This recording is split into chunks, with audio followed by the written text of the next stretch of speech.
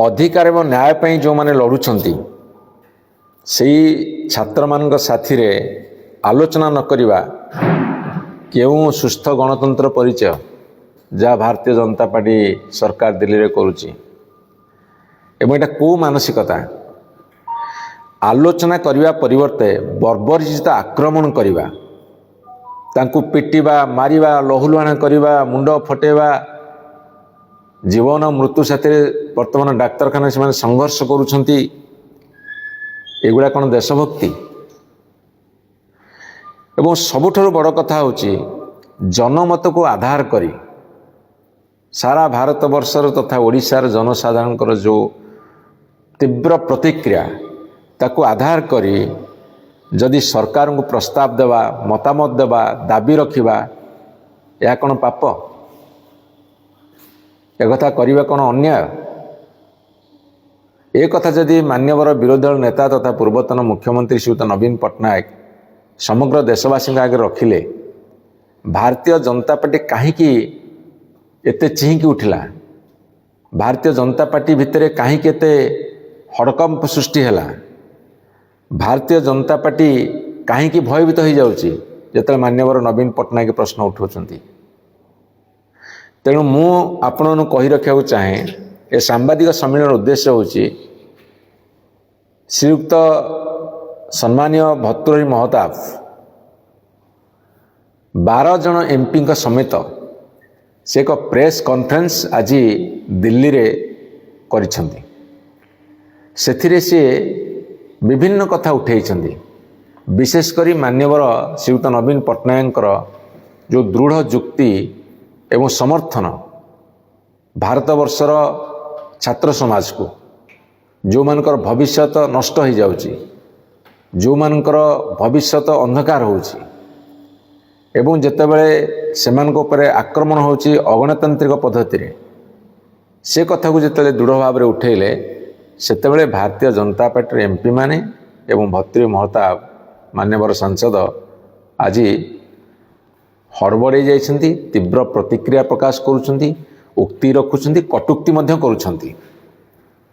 ମୁଁ ତାଙ୍କୁ ଏଠି ଜଣାଇ ଦେବାକୁ ଚାହେଁ ଯେ ସେ କହୁଛନ୍ତି ଯେ ଯେଉଁମାନେ ଆନ୍ଦୋଳନ କରୁଛନ୍ତି ସେମାନେ ଦେଶଦ୍ରୋହୀ। ମୁଁ ତାଙ୍କୁ ପଚାରିବାକୁ ଚାହେଁ, ଦେଶଦ୍ରୋହୀଙ୍କୁ ଦୀର୍ଘଦିନ ଧରି ଆନ୍ଦୋଳନ ଅନଶନ ଚଳାଇ ରଖିବାକୁ ଅନୁମତି କିଏ ଦେଇଛି? ଏବଂ ଯେତେବେଳେ ଆନ୍ଦୋଳନ ତୀବ୍ରତର ହେଲା ସମଗ୍ର ଭାରତବର୍ଷରେ, ସେହି ଦେଶଦ୍ରୋହୀମାନଙ୍କୁ ଡାକିକି ଆଲୋଚନା କିଏ କରିଛି? କେନ୍ଦ୍ରମନ୍ତ୍ରୀ ଜେପି ନଡ୍ଡା ଯେଉଁ ଆଲୋଚନା କରୁଛନ୍ତି, ତାହେଲେ ଦେଶଦ୍ରୋହୀମାନଙ୍କ ସାଥିରେ ଆଲୋଚନା କରୁଛନ୍ତି। ଏବଂ ସେ କହିଲେ ଯେ କୌଣସି ନ୍ୟାୟସଙ୍ଗତ ଯୁକ୍ତି ଉପସ୍ଥାପନ କରିବା ବା ଆନ୍ଦୋଳନ କରିବା ଠିକ୍ କଥା ନୁହେଁ। ତାହେଲେ ସେ କ'ଣ ଇତିହାସକୁ ଭୁଲିଗଲେ? ଭାରତବର୍ଷର ସ୍ୱାଧୀନତା ସଂଗ୍ରାମ ହେଉ, ଭାରତବର୍ଷରେ ବିଭିନ୍ନ ସମୟରେ ବିଭିନ୍ନ ସରକାର ବିରୁଦ୍ଧରେ ଆନ୍ଦୋଳନ ହେଉ, ଏସବୁ କ'ଣ ଅଗଣତାନ୍ତ୍ରିକ ଥିଲା ବା ଅଗଣତାନ୍ତ୍ରିକ ଅଛି? ଏବଂ ସବୁଠାରୁ ଗୋଟେ ବଡ଼ କଥା ସେ ଉଠାଇଛନ୍ତି, 2015ରୁ 2023 ଭିତରେ ଓଡ଼ିଶାରେ ଅନେକ ଥର ପେପର ଲିକ୍ ହେଇଛି, କୋଶ୍ଚିନ୍ ଲିକ୍ ହେଇଛି। ସେ ଜାଣି ରଖିବା ଉଚିତ, ସେ ଏଇ ଦଳରୁ, ବିଜୁ ଜନତା ଦଳରୁ ସିଏ 6 ଥର ଏମ୍ପି ହେଇକି ଯାଇଛନ୍ତି। 6 ଥର ଏମ୍ପି ହେଇକି ଯାଇଛନ୍ତି। ଏବଂ ତାଙ୍କ ସମୟରେ ଯେତେବେଳେ ଆମ ଦଳରେ ଥିଲେ, ସେତେବେଳେ ଏ କଥା ଉଠାଇଥିଲେ। ଏବଂ ସେ 2015ରୁ 2023ରେ କେଉଁ ଦଳରେ ଥିଲେ?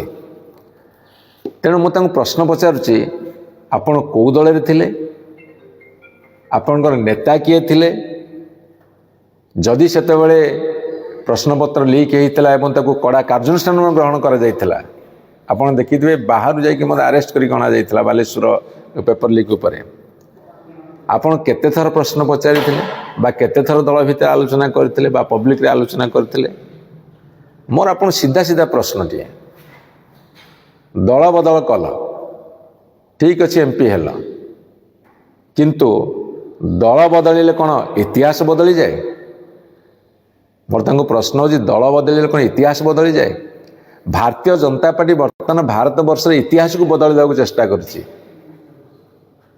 ପାଠ୍ୟ ପୁସ୍ତକରେ ସେ କଥାକୁ ବର୍ତ୍ତମାନ କିଛି କାଟୁଛନ୍ତି, କିଛି ନୂଆ କଥା ପୁରଉଛନ୍ତି ଯାହା ଭାରତ ବର୍ଷରେ ଘଟିଥିଲା କି ନ ଘଟିଥିଲା ତା କେହି କହିପାରିବେନି, କିନ୍ତୁ ଘଟିନଥିଲା ବୋଲି ଆମେ ଜାଣୁ। ଇତିହାସକୁ ବଦଳି ଦେବାର ଯେଉଁ ପରାକ୍ରମ ଆପଣ ଦେଖାଉଛନ୍ତି, ଯେଉଁ ଦଳ, ସେଇ ଦଳରେ ଆପଣ ସାମିଲ ହେଇଛନ୍ତି, ମନେ ରଖନ୍ତୁ ଇତିହାସ ବଦଳିବନି, ଆପଣ ଦଳ ବଦଳି ଦେଇପାରନ୍ତି। ଅବଶ୍ୟ ଦଳରେ ଥିଲାବେଳେ ବୁଲେଇ ବଙ୍କି ବେଳେବେଳେ କାଁ ଭାଁ କିଛି କଥା କହୁଥିଲେ ଆଉ ପ୍ରମୁଖ ସ୍ଥାନରେ ରହୁଥିଲେ। ଏବେ ଭାରତୀୟ ଜନତା ପାର୍ଟିରେ ଅଛ। Indian premier league cricket match ହେଉଛି, କ୍ରିକେଟ ଟୁର୍ଣ୍ଣାମେଣ୍ଟ ହେଉଛି ପ୍ରତିବର୍ଷ। ବର୍ତ୍ତମାନ ତ ଭାରତୀୟ ଜନତା ପାର୍ଟି ସରକାର 2014ରୁ 2026 ଭିତରେ ଆପଣ ଦେଖିବେ 99 ଥର ପେପର ଲିକ୍ ହେଲାଣି, କୋଶ୍ଚିନ୍ ଲିକ୍ ହେଲାଣି, ପେପର ଲିକ୍ ହେଲାଣି। ଇଏ ବର୍ତ୍ତମାନ ଇଣ୍ଡିଆନ୍ ପ୍ରିମିୟର ଲିଗ୍ ଜାଗାରେ ଇଣ୍ଡିଆନ୍ ପେପର ଲିକ୍ ସରକାର ହେଇଗଲାଣି। ତେଣୁ ଇଣ୍ଡିଆନ୍ ପେପର ଲିକ୍ ସରକାରରେ ଆପଣ ଥରଟିଏ ବୁଲେଇ ବଙ୍କିକି କହିଦିଅନ୍ତେ ଯଦି, ତାହେଲେ ଆମେ ଜାଣନ୍ତୁ ଆପଣଙ୍କର ପାରିବାର ପଣିଆ ଅଛି। ଜଣାପଡ଼ନ୍ତା ଆପଣ ଗୋଟେ ଫ୍ରିଡ଼ମ୍ ଅଫ୍ ସ୍ପିଚ୍ ବା ମୁକ୍ତ ବିଚାରଧାରା ବା ଫ୍ରିଡ଼ମ୍ ଅଫ୍ ସ୍ପିଚ୍ ଦେଶରେ ଆପଣ ଅଛନ୍ତି। ସେ କଥା କରିବାର ସାହସ ଆପଣଙ୍କର ନାହିଁ। ଜଣାପଡ଼ନ୍ତା ଦେଶଭକ୍ତି ଦଳରେ ଆପଣ ଅଛନ୍ତି। ଜଣାପଡ଼ନ୍ତା ଆପଣ ଗଣତାନ୍ତ୍ରିକ ଦଳରେ ଅଛନ୍ତି। ଯଦି ଆପଣ ନ କହିପାରିବେ ଆପଣ ଏକ ଏକଛତ୍ରବାଦୀ ଦଳରେ ଅଛନ୍ତି, ଯାହାକୁ ସାରା ଭାରତବର୍ଷ ବର୍ତ୍ତମାନ ବିରୋଧ କରୁଛି। ଆପଣ ପୁଣି ପଚାରିଛନ୍ତି ଯେ ନବୀନ ବାବୁଙ୍କ ଅମଳରେ କେତେଜଣ ମନ୍ତ୍ରୀ ଇସ୍ତଫା ଦେଇଥିଲେ ବା ଇସ୍ତଫା ନିଆଯାଇଥିଲା। ଆପଣ ଏ ଦଳରେ ଥିଲେ, ଆପଣ ଜାଣନ୍ତି କେତେ ମନ୍ତ୍ରୀ ବିଭିନ୍ନ କାରଣ ଯୋଗୁଁ ଇସ୍ତଫା ଦେଇଥିଲେ ବା ଇସ୍ତଫା ପତ୍ର ନିଆଯାଇଥିଲା, ଯାହାକି ଭାରତବର୍ଷର ଗୋଟେ ଅଦ୍ୱିତୀୟ ରେକର୍ଡ। ଭୁଲ କଲେ ସେମାନେ ମନ୍ତ୍ରିମଣ୍ଡଳ ଇସ୍ତଫା ଦେଉଥିଲେ। କିନ୍ତୁ ଭାରତୀୟ ଜନତା ପାର୍ଟି ସରକାରର ଗୋଟେ ଇତିହାସ ଅଛି, ମଣିଷ ମାରିଦେଲେ ମଧ୍ୟ, ଗାଡ଼ି ଚଢ଼େଇକି ମାରିଦେଲେ ମଧ୍ୟ, ଆପଣଙ୍କର ଲକ୍ଷ ଲକ୍ଷ କୋଟି କୋଟି ପିଲାଙ୍କର ଭବିଷ୍ୟତ ସେଥିରେ ଖେଳ ଖେଳିଦେଲେ ମଧ୍ୟ ଇସ୍ତଫା ଦେବାର ନାଁ ଗନ୍ଧ ଧରିବେନି ଆପଣଙ୍କ ସରକାର। ତେଣୁ ଗୋଦରିଲ ଗୋଡ଼ ତଳକୁ ଅନା। ତେଣୁ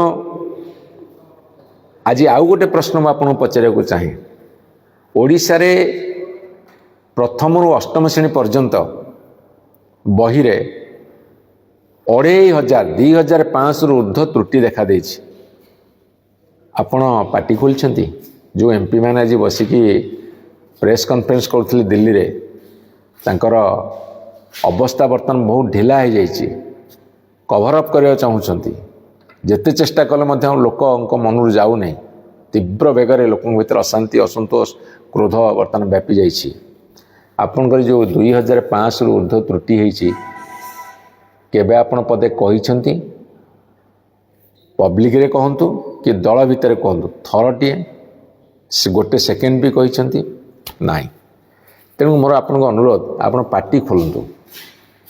ପାଟି ଖୋଲିଲେ ଆମେ ଜାଣିବୁ ଆପଣଙ୍କର ସାହସ ଅଛି। କିନ୍ତୁ ଯେଉଁ ମାନ୍ୟବର ନବୀନ ପଟ୍ଟନାୟକଙ୍କ ନେତୃତ୍ୱରେ ଆପଣ ଏତେ ବର୍ଷ ଧରି କାମ କରିଥିଲେ, ବାରମ୍ବାର ନିର୍ବାଚିତ ହୋଇଯାଇଥିଲେ, ହୁଏତ ଭାରତୀୟ ଜନତା ପାର୍ଟି ସରକାରର ଚାପରେ ହେଉ କି ଆପଣଙ୍କର କୌଣସି ଲାଳସାରେ ହେଉ, କିଏ ମନ୍ତ୍ରୀରୁ ଯିବ, ସେ ମନ୍ତ୍ରୀ ପଦର ଭାଗ ଆପଣଙ୍କ ପାଖରେ ପଡ଼ିବାର ଲାଳସାରେ ହେଉ, ଅନ୍ତତଃ ଆପଣ ଇତିହାସର ନେତୃତ୍ୱକୁ ଏଭଳି ଅସମ୍ମାନ କରିବା ଠିକ୍ ହେଇନାହିଁ। ଆପଣ ନିଜେ ହାସ୍ୟାସ୍ପଦ ହେଉଛନ୍ତି। ଦୟାକରି ଏଥିରୁ କ୍ଷାନ୍ତ ରୁହନ୍ତୁ। ବିଜୁ ଜନତା ଦଳ ବିରୋଧ କରିବ ବିଭିନ୍ନ ସ୍ଥାନରେ। ବିଜୁ ଜନତା ଦଳ ବହିର ତ୍ରୁଟି ଯୋଗୁଁ ନେଇ ଓଡ଼ିଶାର ବିଭିନ୍ନ ଜିଲ୍ଲାରେ ଆନ୍ଦୋଳନ ଜାରି ରଖିଛନ୍ତି ଏବଂ ମାନ୍ୟବର ନବୀନ ପଟ୍ଟନାୟକ ବର୍ତ୍ତମାନ ଯେଉଁ ଦେଶର ପରିସ୍ଥିତିକୁ ନେଇ ତୀବ୍ର ପ୍ରତିକ୍ରିୟା ପ୍ରକାଶ କରିଛନ୍ତି। ବିଜୁ ଜନତା ଦଳ ତାର ଛାତ୍ର, ତାର ଯୁବ ଶାଖା ହୁଅନ୍ତୁ ଏବଂ ଦଳ ମଧ୍ୟ ରାସ୍ତାକୁ ଓହ୍ଲେଇଛି, ଲୋକଙ୍କ ସାଥିରେ ଅଛି, ଲୋକଙ୍କ ସାଥିରେ ରହିବ, ଅନ୍ୟାୟ ବିରୁଦ୍ଧରେ ଲଢ଼ିବ, ଅଗଣତାନ୍ତ୍ରିକ ପଦ୍ଧତି ବିରୁଦ୍ଧରେ ଲଢ଼ିବ, ବର୍ବରିଚିତ କାଣ୍ଡ କାରଖାନା ଆକ୍ରମଣ ବିରୁଦ୍ଧରେ ଲଢ଼ିବ। ଲୋକଙ୍କୁ ନ୍ୟାୟ ପ୍ରଦାନ କରିବା ପର୍ଯ୍ୟନ୍ତ ଏ ଲଢ଼େଇ ଚାଲିବ।